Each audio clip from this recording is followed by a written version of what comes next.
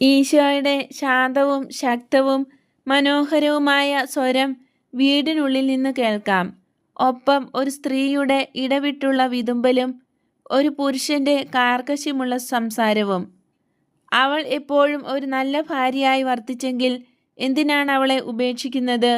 നീ എപ്പോഴെങ്കിലും അവനോട് തിന്മ ചെയ്തിട്ടുണ്ടോ?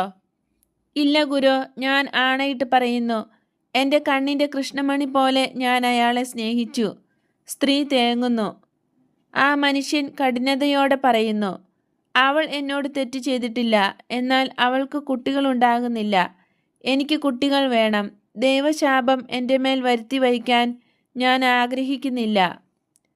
അതാണെങ്കിൽ അത് അവളുടെ കുറ്റമല്ല. അവൻ എൻ്റെ മേൽ കുറ്റം ചുമത്തുന്നു.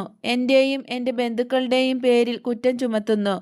ഞങ്ങൾ ചതി ചെയ്തതുപോലെ. സ്ത്രീയെ, സത്യം